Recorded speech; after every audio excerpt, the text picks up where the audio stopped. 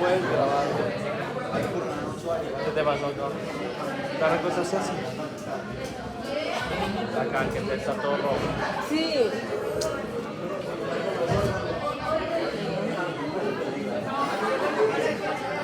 Le dieron un golpe bien bueno.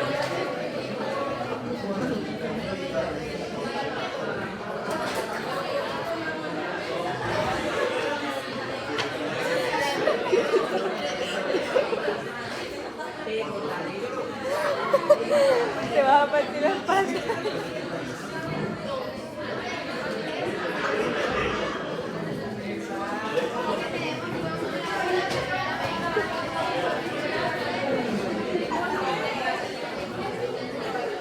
Hola. La cucha. Solo saludos. Espérate, ¿cómo es? Después de los 70 años. ¿Qué historia de los años que la biblioteca máxima final? Yo ya no igual a un niño joven. No ya cuando como de personas como más. Ahora, pues, es un poco confiable. Ahorita, eso es como de 20 años.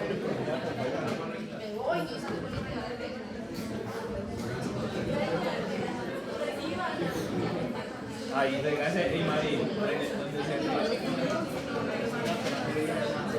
hey, lo mato yo y luego matas Cálmense que es que estoy encima de mí, pero me mato yo. lo matamos porque no nos gusta que te vaya me tiene que revisar de regamar para agarrar Acá atrás, yo lo vi con David. David regando el Pásame el correo de. Yo te lo pasé. Sí. Creo que es como Hola. ahí comienza a explicar las notificaciones Marín, las notificaciones de Jerónimo a máximo volumen. Creo que en una gota de agua, marica, así. Mi mochila está aquí.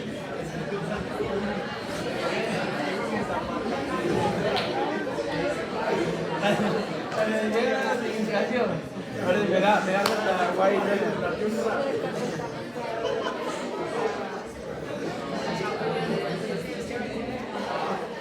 Otro reflejo cardiovascular que nosotros vamos a ver acá tiene que ver con lo que se llama maniobra avanzada.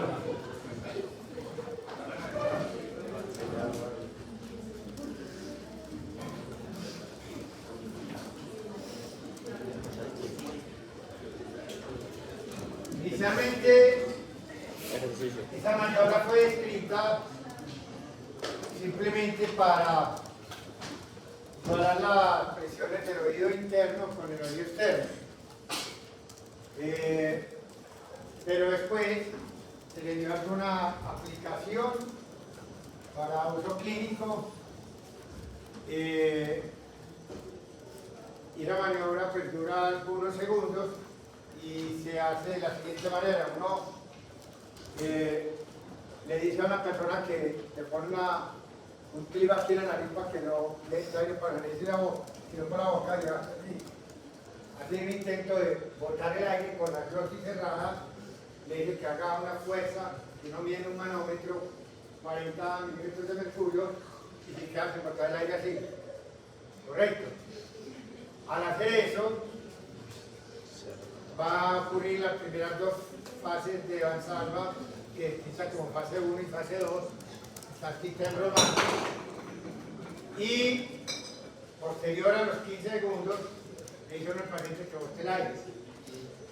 Al botar el aire, a los 6 segundos se producen unos cambios que hacen constituir lo que llama la fase 3 y la fase 4 de Valsalva. Por lo tanto, la fase de Valsalva consta de 4 fases, 1 a 4 romanos, 2 cuando todavía no he botado el aire y estoy tratando de botar el aire pero no boto, con la glotis cerrada, simplemente aumentando la presión intrapleural. Y las otras dos, cuando boto el aire, espero 6 segundos y veo otras dos respuestas ahí, de las 3 y las 4. Vamos a ver que cada una de ellas en qué qué consiste y qué aplicación puede uno tener o cuándo puede haber alguna aplicación de eso. Bueno, la maniobra Valsalva es una maniobra que uno frecuentemente hace en la vida cotidiana. Por ejemplo, cuando tose, aumenta la presión intrapleural sobrecolectiva, cuando defeca, cuando puja, cuando hace un esfuerzo contra un objeto pesado, como un carro. Generalmente uno cuando hace eso trata de no botar inicialmente el aire, no lograr una buena presión intrapleural positiva y después ya verá si bota el aire después o no. ¿En qué consiste esta maniobra Valsalva? La fase 1, que es cuando yo inmediatamente tomo la determinación de tratar de botar el aire contra la glotis cerrada, el primer efecto que hace eso es que uno trata de comprimir el aire que hay dentro de los pulmones. O como el aire no puede salir, simplemente le estoy quitando espacio y la presión intrapleural, que es la intratorácica, que nosotros no habíamos visto, que era de menos 4 milímetros de mercurio, empieza a aumentar a un valor positivo. Entonces lo primero que va a ocurrir es una generación de una presión intrapleural o intratorácica positiva. Esa presión intratorácica positiva se va a manifestar en dos sitios. Uno, lo primero que ocurre en la maniobra Valsalva, que como esto está entre todas, este corazón y esta aorta, lo primero que voy a hacer aquí es comprimir la aorta, porque está aumentando la presión de afuera. Y esa presión en la aorta hace que la misma sangre quede en un espacio menor. Pero lo primero que uno va a encontrar, si mide la presión arterial acá, es un aumento de la presión. Mira ahí. Esta es la sistólica, esta es la diastólica. Aquí aumento la presión. Inmediatamente al aumentar la presión, los vasoreceptores se estiran y entra potenciales de acción de tipo inhibitorio que mandan al núcleo del tracto urinario y tratan de compensar haciendo una taquicardia, una bradicardia compensatoria. De todas maneras la presión quedó alta. Intentó hacer bradicardia, pero lo que caracteriza, lo que más caracteriza la fase 1 de Valsalva es un aumento de la presión y una bradicardia. ¿Correcto? Ahí se ve, esta es la frecuencia que venía normal, la presión aumentó. La respuesta de la frecuencia cardíaca está tratando de hacer lo contrario a lo que le paga la presión, para tratar de compensar. Pero bueno, ¿qué pasa después? Que también cuando yo estoy, como no he botado el aire, en 15 segundos solo, estoy yendo el efecto inmediato de nada. Empecé y ya estoy apretando la hoja. Pero acá estoy empezando a apretar a quién? A las venas cavas. Desde afuera para que disminuya su tamaño. Entonces lo que se va a ver en la fase 2 de Valsalva es un efecto un poquito más tardío que el inicial, que fue comprimir la aorta, aumentando su presión. Y aquí lo que yo voy a ver es que si yo comprimo o disminuyo el radio de entrada acá, la sangre que viene de la periferia y que viene de la cabeza, les va a quedar más difícil entrar.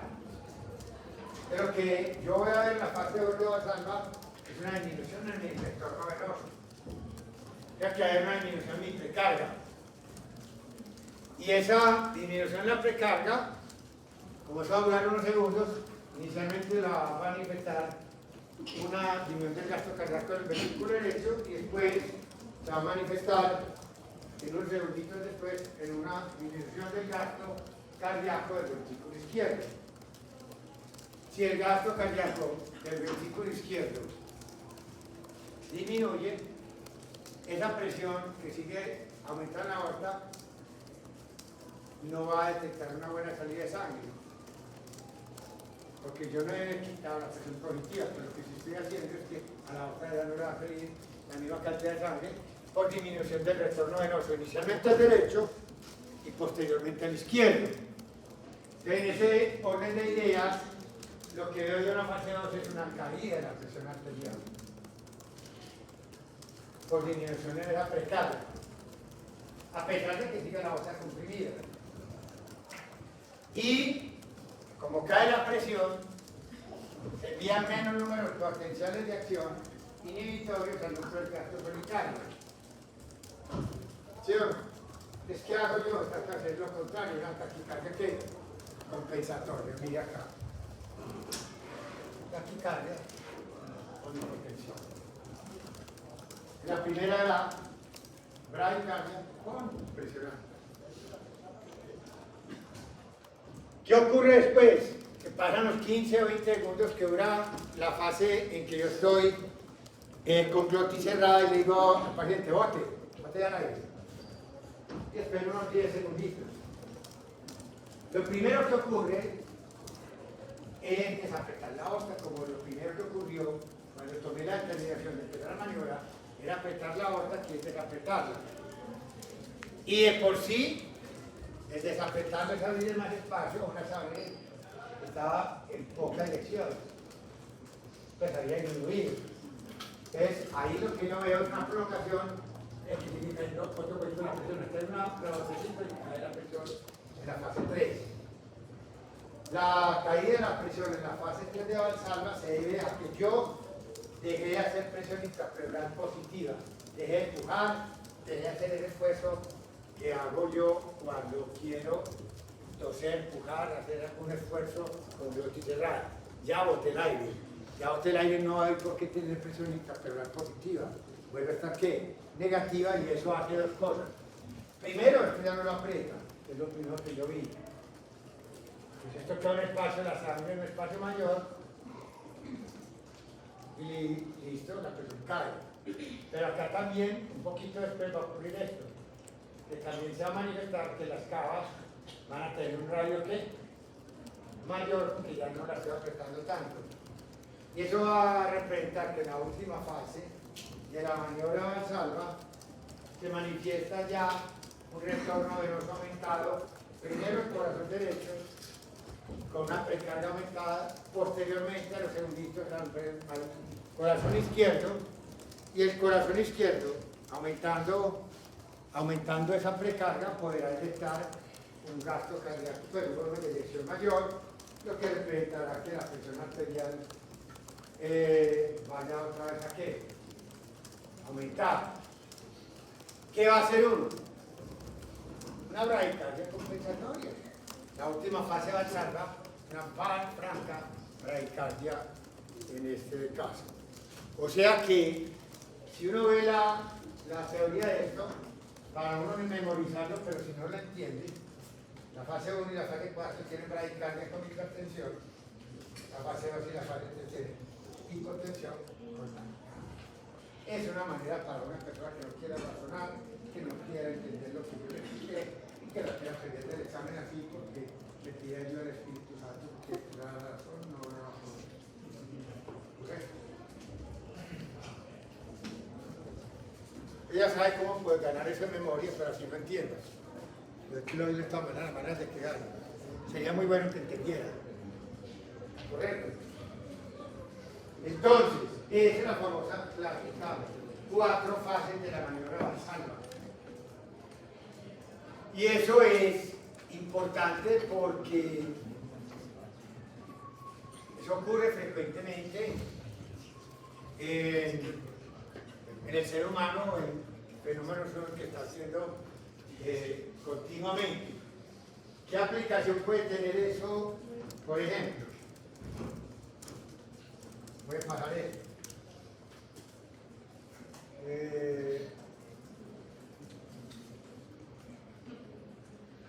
Esto es lo que llama una respuesta de onda cuadrada si yo realizo la maniobra de Valsalva. Esta respuesta de onda cuadrada se da en los pacientes con falla cardíaca muy descompensada, sistólica. ¿Qué es lo que se va a ver ahí? No se ven las cuatro bases en las fases de Valsalva, porque los pacientes que tienen una falla cardíaca muy descompensada no permiten sino ver la fase 1 y la fase 4. ¿Ves? O la fase 3, porque no es el 4, pues no hay nada. ¿Qué hace uno ahí? Ver simplemente. Tomó la determinación de botar el aire, pero compró tierra y aumentó la presión, eso es muy independiente de que tenga falla cardíaca. No importa, entonces aumentó la presión. Pero creo que le va a pasar el paciente con falla cardíaca muy severa, que tiene una curva de Starling, volumen final, diastólico ventricular muy deprimido. Cuando él tiene esto muy deprimido, ¿qué le estoy diciendo yo? Él tiene una precarga acá. Hay una curva muy plana. Está muy descompensadito.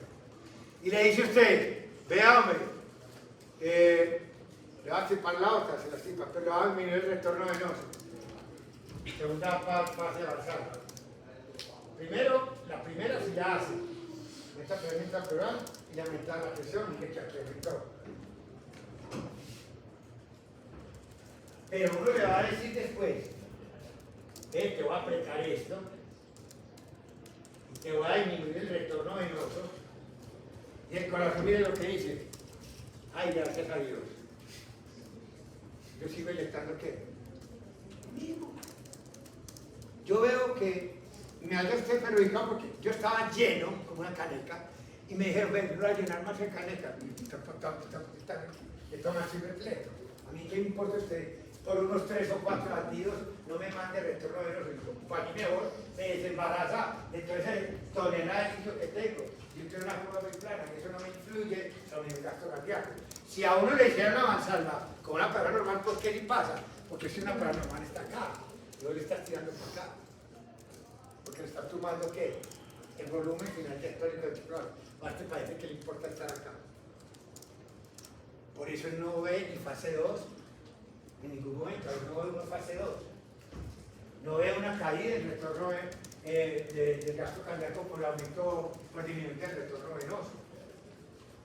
Le retorna menos sangre y no le importa nada. Entonces, ¿qué pasa?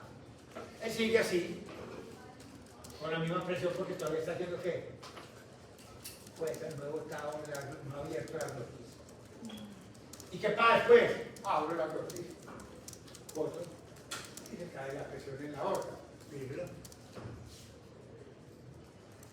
Y usted, ¿qué le da eso? Que le aumenta el retorno al corazón izquierdo, ¿qué importa? Es que de acá lo tiraste para acá, de acá para acá, ¿qué? Sigue lo mismo. No va a tener una hipertensión de rebote, no va a subir la presión en la fase 4. A él ese gasto cardíaco no recibe porque está embalado con el que ya quiere. Le vas a mandar a tener más, no es capaz. Va a seguir inyectando normal que está inyectando, pero no prende la fase 4. Entonces obviamente no le hace el radicardio tampoco. Es lo que tiene la fase 4. Es una maniobra de onda cuadrada escrita en Harrison en 15 segundos. ¿Qué me entendió? Porque yo pregunté eso. Ahí vas. Es un estímulo parecido.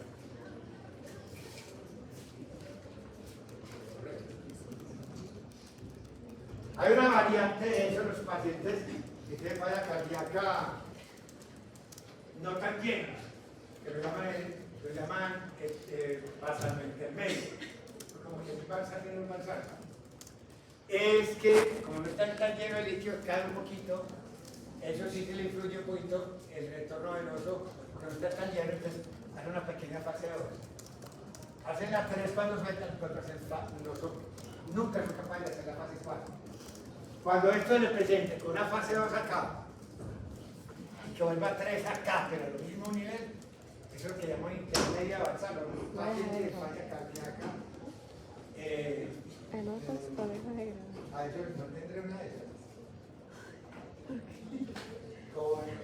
Porque es que si deja de notar, a mí me dan ganas de dejar de notar. Por ejemplo, podría ser.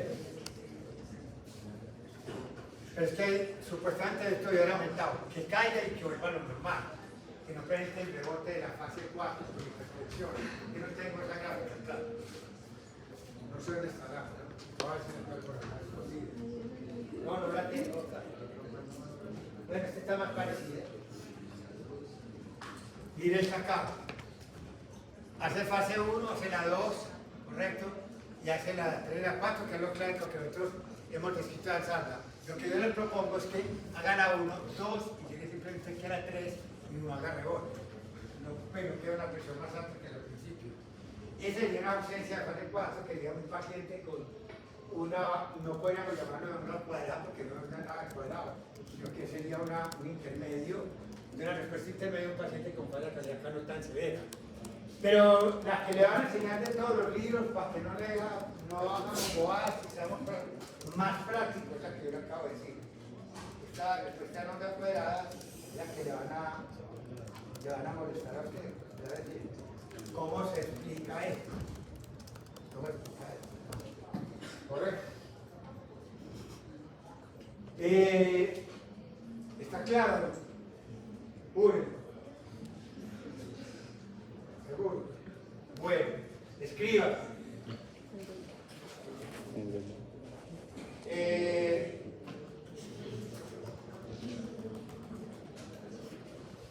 Síncope neurocardiogénico. También algunas veces denominado síncope vasovagal. ¿Correcto?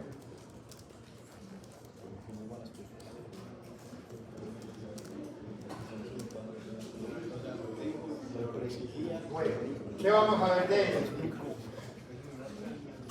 El síncope neurocardiogénico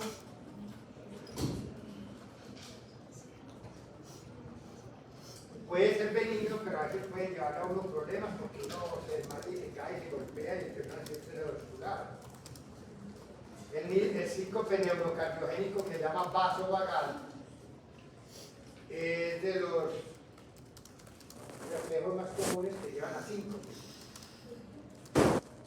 Y se caracteriza por una súbita caída del sistema nervioso autónomo en cuanto a su capacidad para mantener la presión arterial y algunas veces de mantener la frecuencia cardíaca, pero lo muy importante es que por la manera que yo voy a decirle, la presión arterial no va a ser capaz de mantenerse y el paciente va a presentar una hipotensión.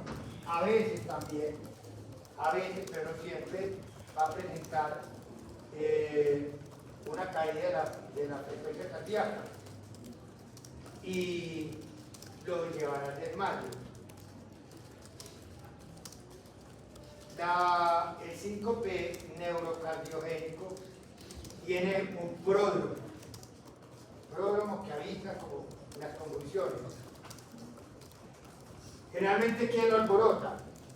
Un ambiente muy caluroso, un ambiente de miedo, una descarga muy grande emocional, o un dolor muy severo.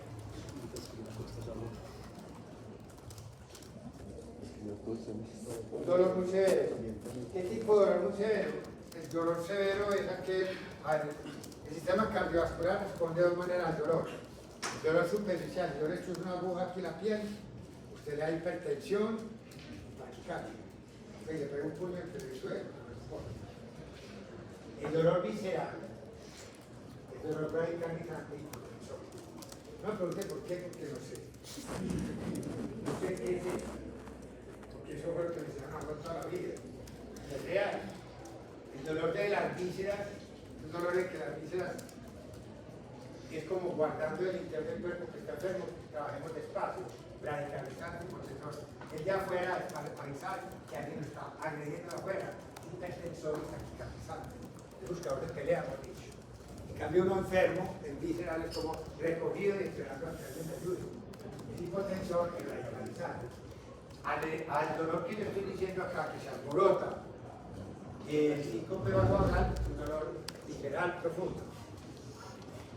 El miedo o la carga emocional muy marcada es una cosa que dije que hay dos tipos de respuesta hipotalámica, la posterior, que es agresiva y taquicardizante, con hipertensión y luchadora, contra la de la zarigüeya, que es el hipotálamo anterior, vasovagal.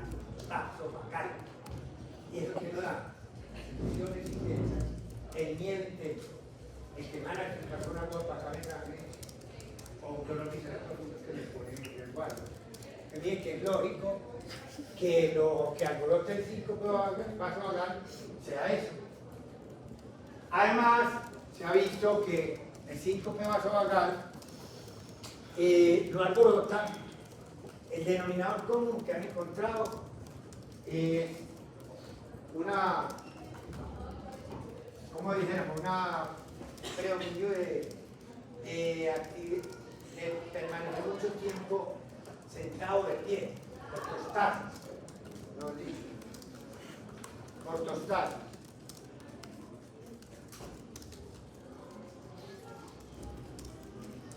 ¿De acuerdo o no? Entonces, alborotadores de esto, prolongado tiempo de estar de pie. Por ejemplo, otro, ejercicio intenso en un clima caliente, vasohilato, y disminuye el retorno de los gases. Miedo, emociones muy intensas, dolor severo, visceral, profundo.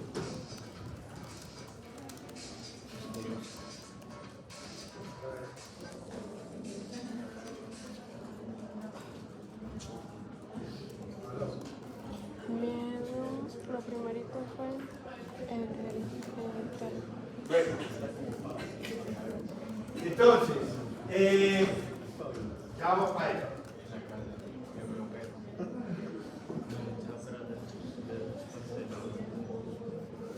¿Qué siente presíncope los que van a sentir algo? Debilidad, aturdimiento, diaforesis, visión borrosa, cefalea, náuseas y algunos un sentimiento que se sienten muy calientes o muy fríos, unos se sienten muy calientes, otros muy fríos. No todo el mundo describe estos los síntomas, pero generalmente los jóvenes, donde más está dando el síncope neurocardiogénico, son más prodrómicos. Las personas de edad, cuando les da un síncope neurocardiogénico, hay no que sienten nada, se les pasa que no avisan. En cambio, los jóvenes en algunos momentos les narran algunos de los síntomas. ¿Correcto? Vuelvo y les digo, eso es, algunos se sienten débiles, aturdidos, sudando mucho, visión borrosa, hipertropía, cefalea, náuseas, y se sienten fríos o calientes. ¿Cómo lo ve usted? Algunos bostesan, se ponen pálidos, hidriáticos, y algunos se ponen muy nerviosos porque se están sintiendo que se van a caer. Siempre que van a desmayar. Porque ellos, los jóvenes, realmente saben cuándo les pasa. El síncope neurocardiogénico es de lo más estudiado que hay y de lo más incomprendido que hay. Antes, hace unos 20-30 años, la causa más común del síncope neurocardiogénico usaban viejitos y diabéticos, los que tenían mal funcionamiento del autónomo, producto de enfermedades crónicas. Pero en época moderna, pues superó las hipoglicemias, que a todo el mundo le hacían curvas que no hacían para atrás. A todo el mundo le hacían curvas de espátula para volver a uno bien más no pueda a lo que uno con la glicemia no se entiende. O con glicosidad, ya pues está muy pasadito. A no ser que se queda con la hipoglicemia. De la hipoglicemia, la minoría terminan de pasar lo que digan y que tenga que hacer una curva, pero no pasa el diagnóstico de diabetes. Yo no creo eso. Entonces, hay opiniones. Pero bueno, la cuestión es que antes todo el mundo era hipoglicémico. Usted era Mario, hasta eso por ser hipoglicémico. Ahora, no falta ir no ser mujer y joven, que le den 5 neurocardiogénicos, que pongamos el nombre bien bacano, dice disautonomía. La famosa disautonomía que los cardiólogos están tapados de plata. Tiples, 100, 150, 130 más de partido. Y como nervio le da a todo el mundo ahora, todo el mundo es ansioso y todo el mundo es equilibrado. Esto no tiene tiempo. Y no le dan cuidado, todo es ansiedad. Todo miedo, todo me da miedo. Ay, Eso es real. Es 5 penerocardiónico y disautonomía. Y es verdad que pasa eso. Es que no se están haciendo, es simulado. Eso no es una ¿cómo es? Bueno, a ver. es un experimental. Se mata. ¿Dónde está la supuesta teoría de eso? Lo que se sabe actualmente de eso es lo siguiente, espero que me entiendan. Va a poner atención, porque eso no es respuesta fácil de lo mismo. La teoría es la siguiente. Estos alborotadores de causales, de los que predican el síncope, que es el ambiente caliente, que el ejercicio, que el miedo, que el dolor profundo, que la ortostasis, ¿qué es lo que le está diciendo en el fondo? Prolongada, mal retorno venoso por la debilitación. ¿Correcto? O porque no puedo, porque estoy parado y no bombeo bien. Entonces hay un trasfondo genético, sí, de pronto hay algo genético que una persona joven lo hace más fácil que otros. Solo que es que como el ambiente moderno es más estresante, de más miedo, de más ansiedad, de más, que no es por molestarlos, tienen toda la razón, eso da lugares a qué? A estados de mal retorno venoso y tener que soportar la ortostasis y el bombeo muscular. ¿Qué pasa ahí? La teoría es, supongamos, yo nací con una tendencia que mi autónomo no me defiende mucho, entonces yo tengo la predisposición y simplemente me manda a hacer al cerebro y me hago solas en casa y sin confiar muscularmente. Que llega un momento dado en que el retorno no es un adecuado. ¿Qué pasa? Ellos son más sensibles, estoy de acuerdo. ¿Son más sensibles a qué? A que un mismo estímulo ortostático a usted que le da disautonomía le hace una disminución muy marcada en la recarga, a mí no tanto. ¿Por qué a mí no tanto? No sé, creo que lo saben. Hay una gente que es más sensible a eso. Por eso no todo el mundo hace síncope neurocardiogénico por estar parados del mismo tiempo de número de horas. En eso es que se realiza y no hay que ponerse a ser más parcializado con otros. Ellos tienen un problema. Son más sensibles a los cambios ortostáticos. ¿Qué pasa? Entonces, ellos, al tener una muy marcada disminución del retorno venoso, pues obviamente, ¿qué van a decir? En las cavidades auriculares y ventriculares se van a quedar muy vacías y van a mandar muy pocos potenciales de acción que inhibitorios al simpático comparados con las personas normales que aunque tuvieron disminución de su retorno venoso, no fue tan marcado esa disminución del volumen final diastólico ventricular. Entonces, yo mandaré menos potenciales de acción, pero no tan poquitos como manda la otra persona. Entonces, los que tienen síncope neurocardiogénico, ¿qué pasa?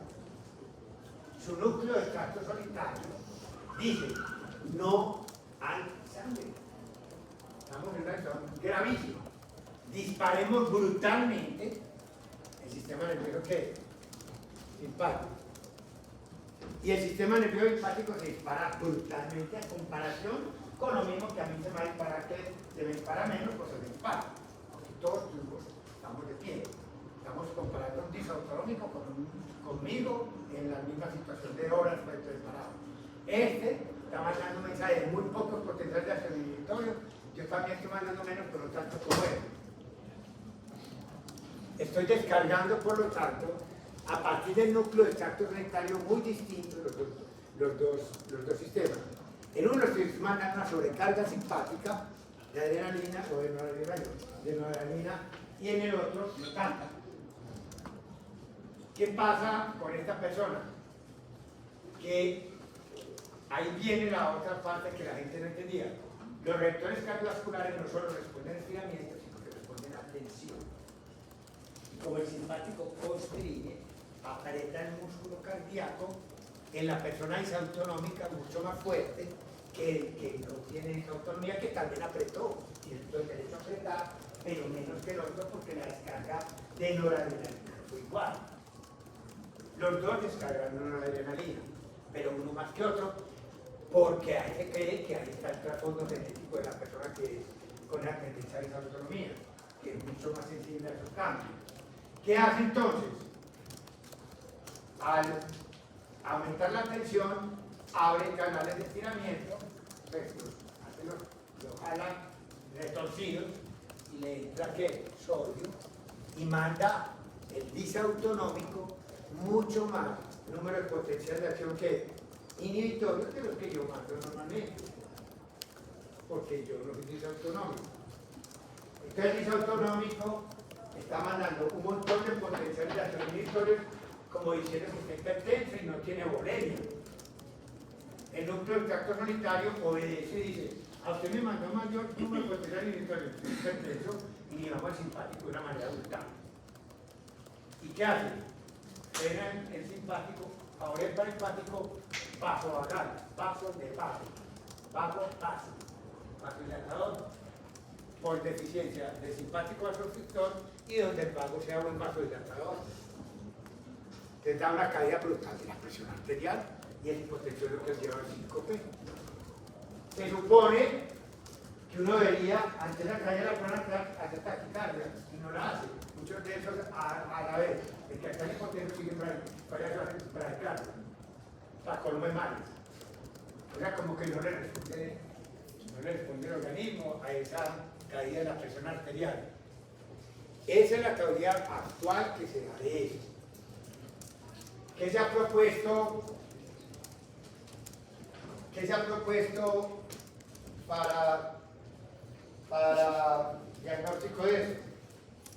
Pues obviamente se hace un TIC test, una tabla, se coloca a la persona, la cuesta y usted la pone en una inclinación, se inclina la camilla a 60, a 70 grados, tratando de imitar lo que hace uno de pie, pero le deja tocar los pies en el piso para que no vaya a ser bombero, ¿entiendes? Porque estímulos los proprioceptores.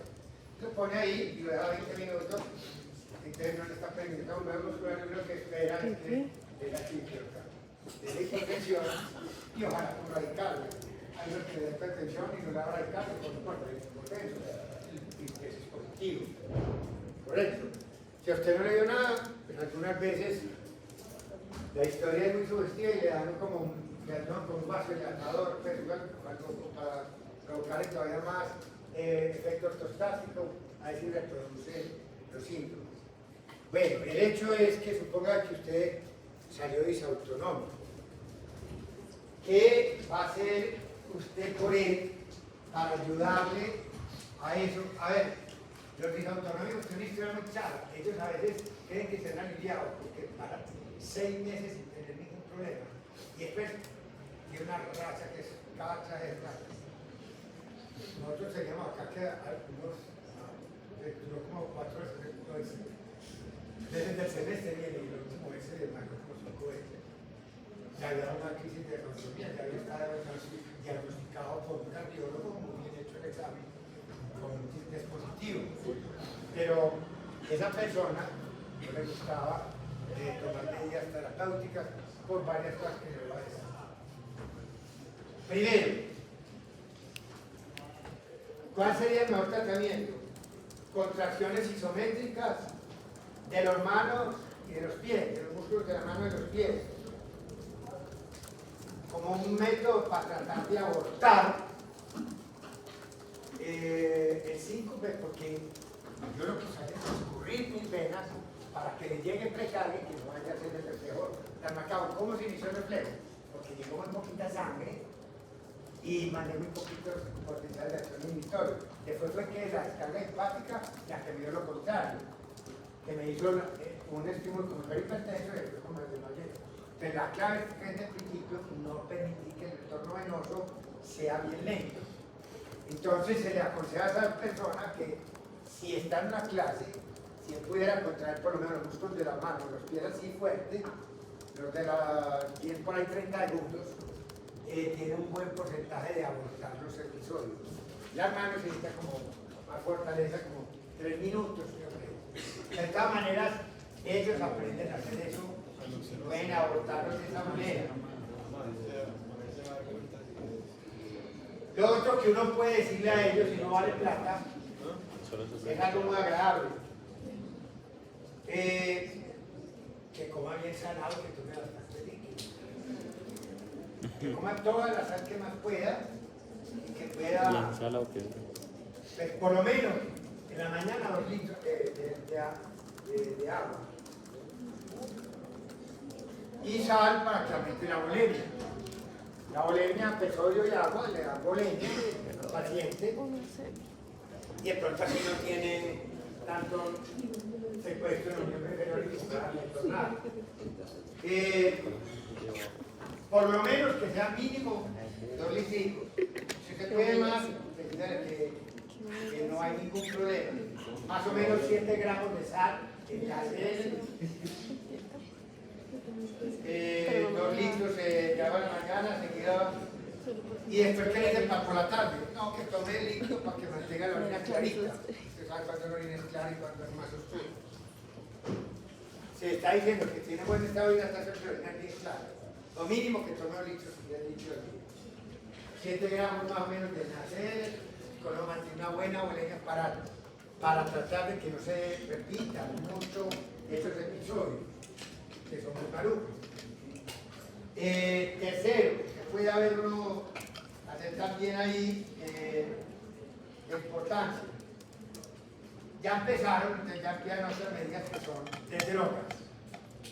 El problema de las drogas es que hay muchas de ellas que no están aprobadas por la FDA.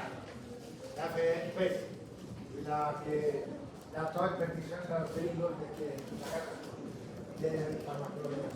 Pero de todas maneras, la gente utiliza ciertos tratamientos que creen que sí.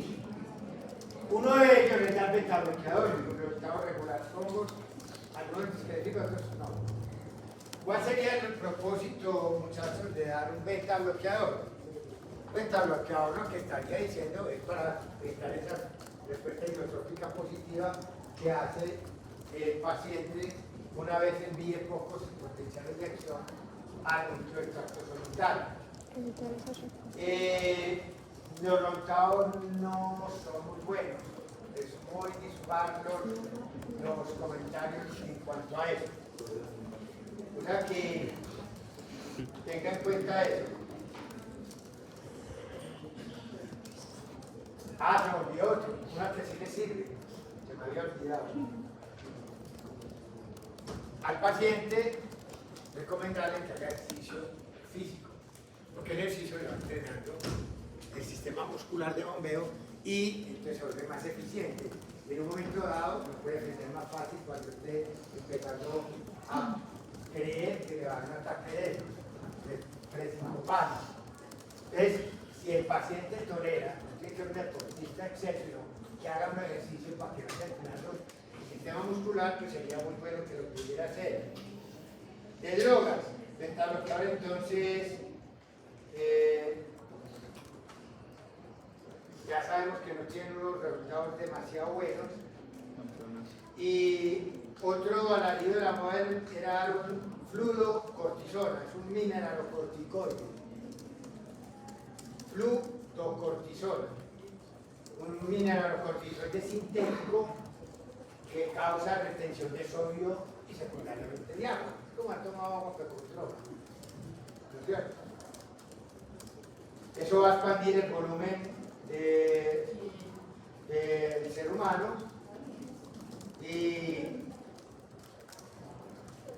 al parecer tiene algún efecto sensibilizador sobre los receptores alfa 1. Los resultados con la fluocortisona, algunos buenos, algunos malos. Correcto, tampoco ha sido demoledor. Algunos vasoconstrictores han servido. Hay uno que se llama midodrine, no sé cómo viene comercialmente acá, ese lo produce midodrine, que ese en unos estudios, algunos estudios randomizados han sido de buenos resultados. Y otros resultados, algunos buenos, pero no siempre buenos, son los inhibidores de recaptación de serotonina. Porque el inhibidor de recaptación de serotonina favorece el estado prosimpático, como he dicho de eso. Supuestamente esos inhibidores han propuesto como terapia potencial y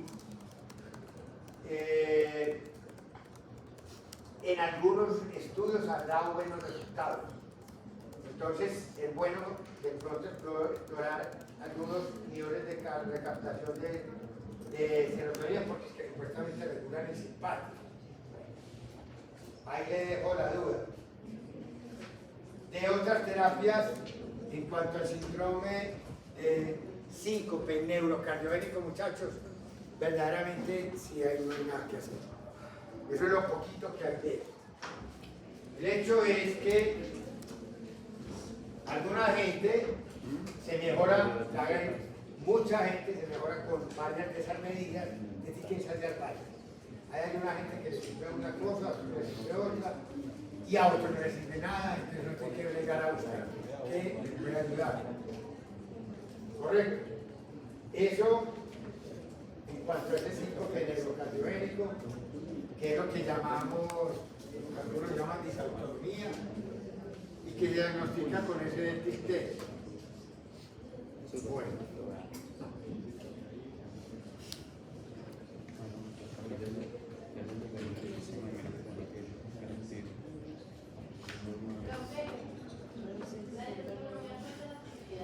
¿Cómo?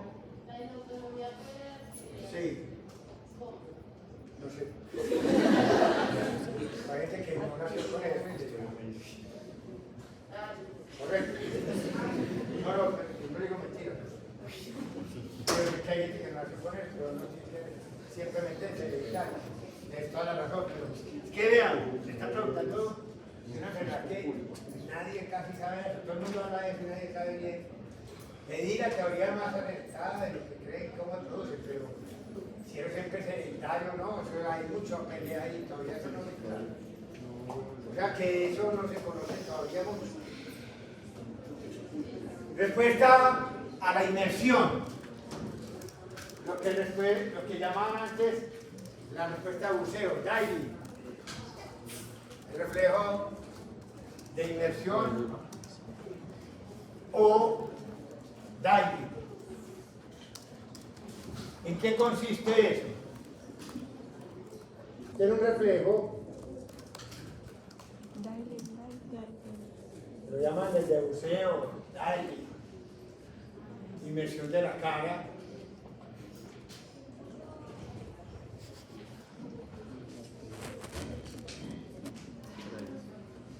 En el humano se llama así. ¿De dónde viene todo esto? Esto viene de los animales acuáticos, patos, ballenas, no sé, delfines, que presentan cambios cardiovasculares marcados cuando hacen inmersiones profundas. Y exige lo que llama una respuesta al buceo. ¿Qué presenta ese tipo de respuesta? Tres características fundamentales. Lo primero es una apnea. Apnea. Lo segundo es una bradicardia extrema. Y lo tercero es una vasoconstricción generalizada.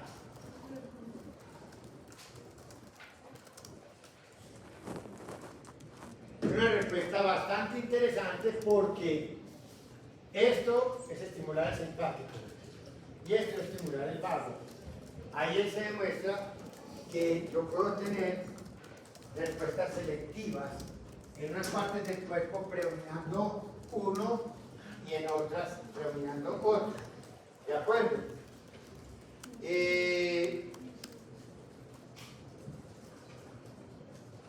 ¿Cómo se despierta este tipo de reflejo? De la siguiente manera.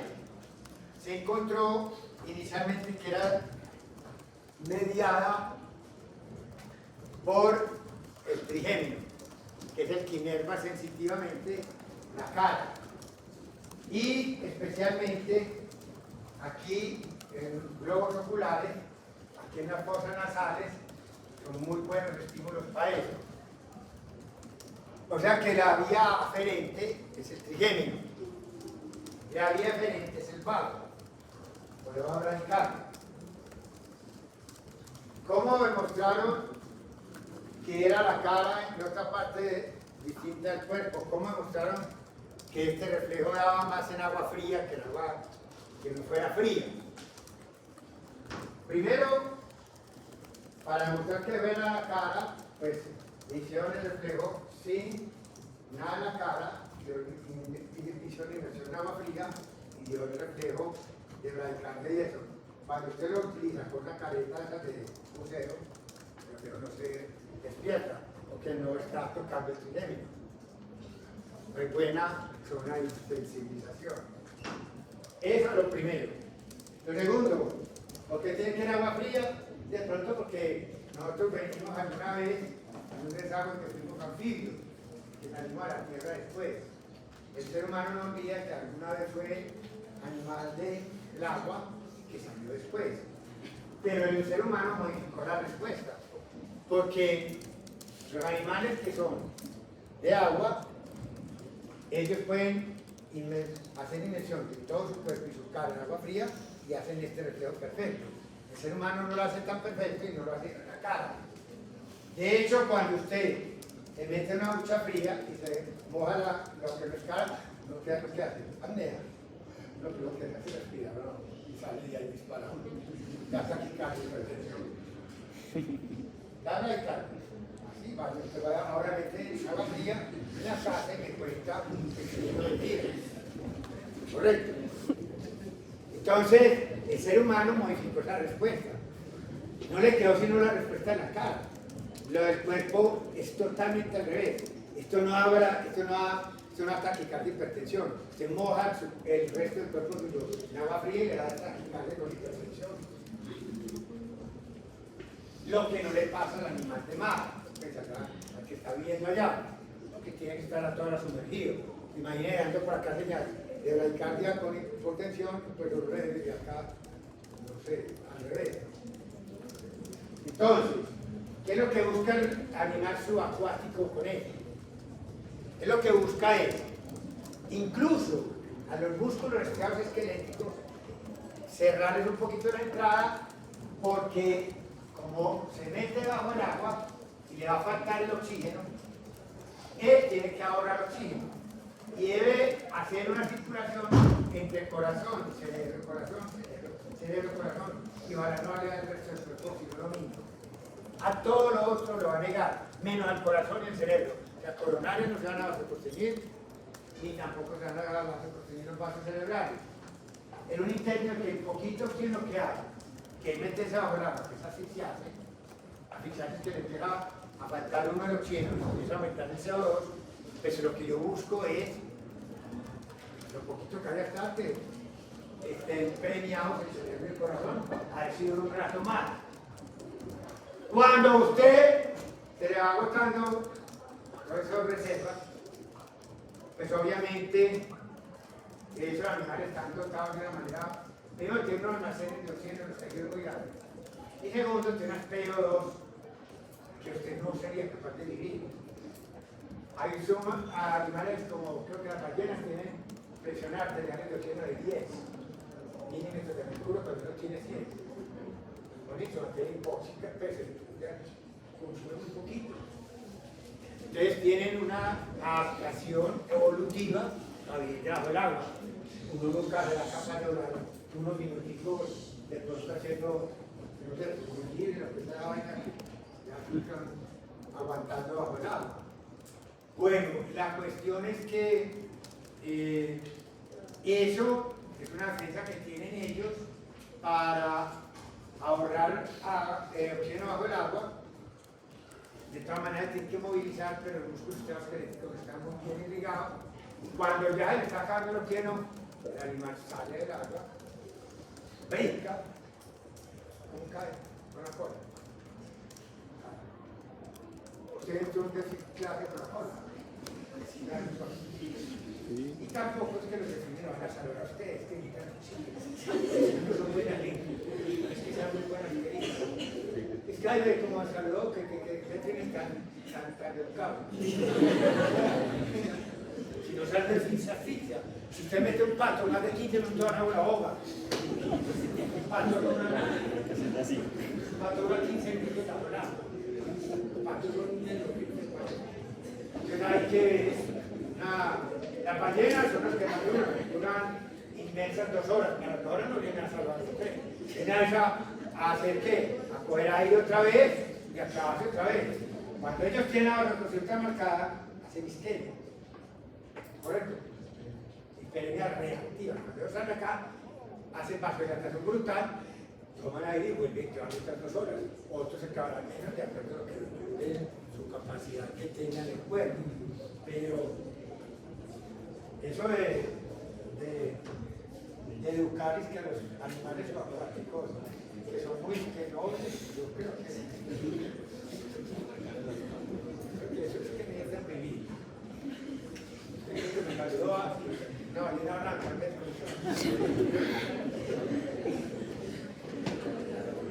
bueno, el hecho es que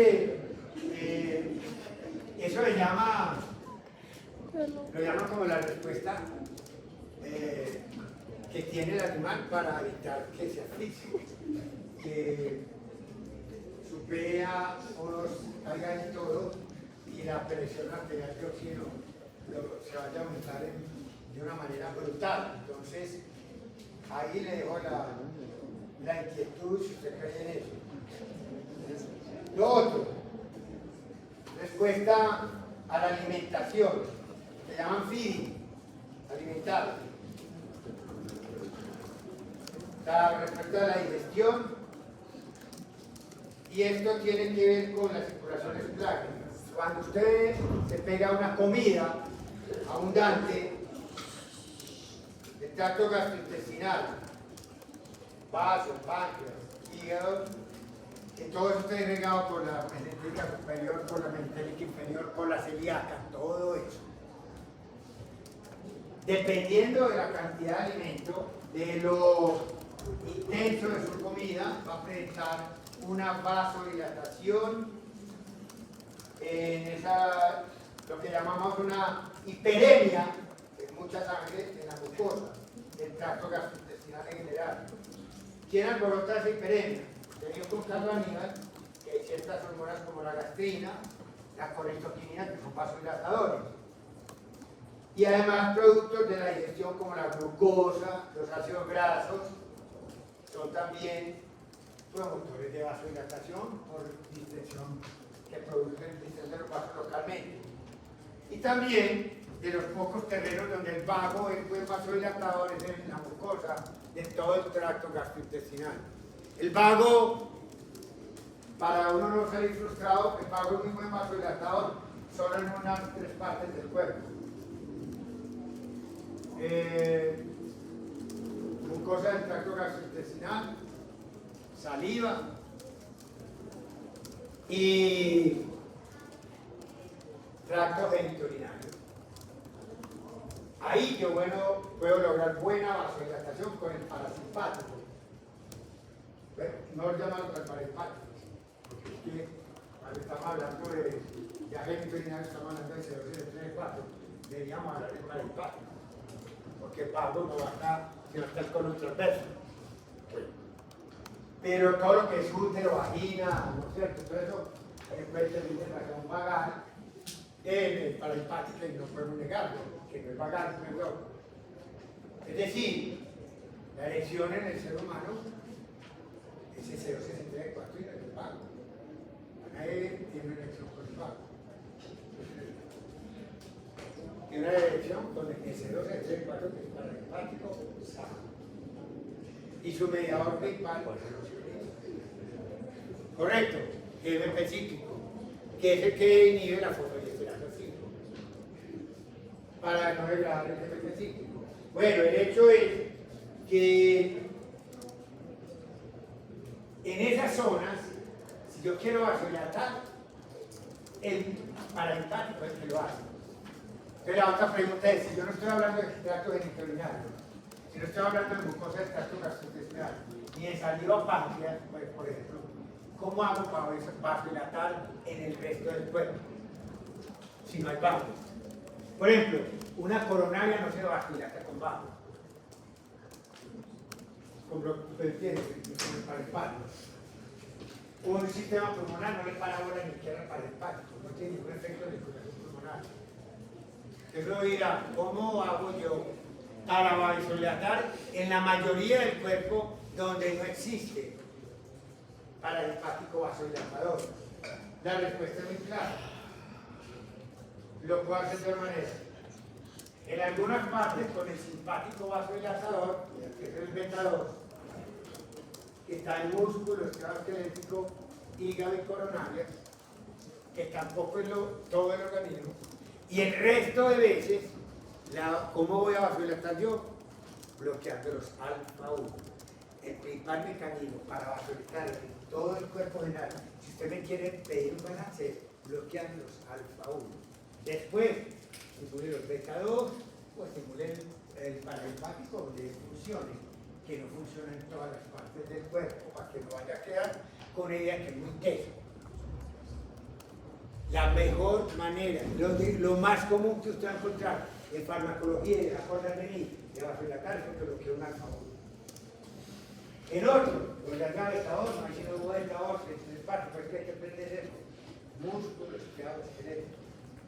Correcto, hígado y coronario. Tracto gastrointestinal, mucosa y tracto genitourinario, normal, saliva y normal. Que el resto no puede vasodilatar con el parahepático. No está dotado bien los órganos de vasodilatadores del parasimpático.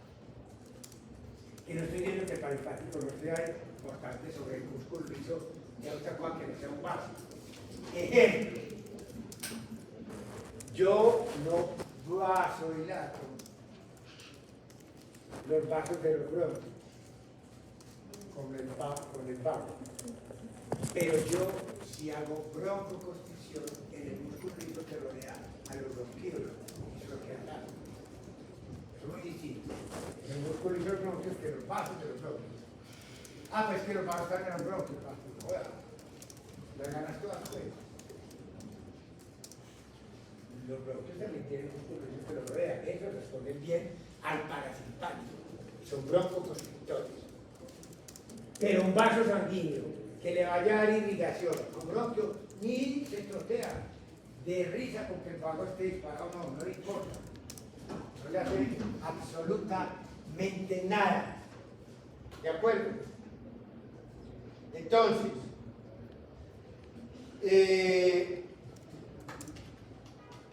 ¿cuánto puede durar esa vasodilatación por la digestión, por el feeding, por la alimentación? De 1 a 3 horas. Y puede aumentar el flujo sanguíneo del tracto gastrointestinal, que está en 1,5 litros basal por minuto, lo puede aumentar hasta 2,5 litros por minuto. Es un buen aumento del flujo sanguíneo. Después de una comida, que las que más causan vasodilatación son los carbohidratos. No sé por qué. Bueno, ¿qué va a pasar? El lecho esplánico no es respetable. Claro, eso es un lecho grandecito. Yo no puedo, ante un sancocho de menguerral, de una hipotensión porque me vasodilato todo el vaso y me cae la vascular periférica. Entonces tengo que ayudarme a defender un poco de que no me vaya a caer la presión arterial por caída de la resistencia vascular periférica. Entonces, la vasodilatación esplácnica postprandial debe acompañarse de una taquicardia y un aumento en el gasto cardíaco para tratar de que la taquicardia y este gasto cardíaco me traten de compensar la caída de la resistencia vascular periférica. Y además pedirle a que me ayuden con una vasoconstricción refleja en otros lechos vasculares que normalmente no estoy utilizando, como que yo no tengo por qué hacer ejercicio. Los músculos que en el ejercicio físico yo los premiaba, ahora los castigo. Ahora con un sancocho, si usted quiere rendir bien mal, es una sancocha de vagatrón, voy a deporte. Les mandan una orden a los lechos que no van a estar bien irrigados. Entonces, por eso, para que la resistencia, por dicho, la PAM en un joven, para con esto, yo aumento el gasto cardíaco y hago que esta resistencia no me caiga mucho para que esta PAM quede constante. Aunque tenga una vasodilatación muy marcada en la esplácnica, de todo el lecho esplácnico, con los otros lechos musculares y eso, yo trato de compensar. Se puede dar de vasoconstricción renal, pero con tal de que la resistencia no vaya a caer mucho, porque si no es buena la respuesta, por ejemplo, ustedes saben que las personas de edad, la frecuencia cardíaca máxima va disminuyendo. Las personas de edad, los mayores de 60 años, una comida bien berriola es un problema porque puede dar hipotensión. Porque ellos no están como los jóvenes con una taquicardia, no tienen una frecuencia cardíaca máxima tan buena y este gasto cardíaco de pronto no da la talla y queda ganando la resistencia caída. Y ahí sí hay un problema de verdad, porque si cae la frecuencia arterial media, cae la presión que perfunde aquí, a las coronarias. Y si perfundo mal las coronarias, estoy disminuyendo la oferta.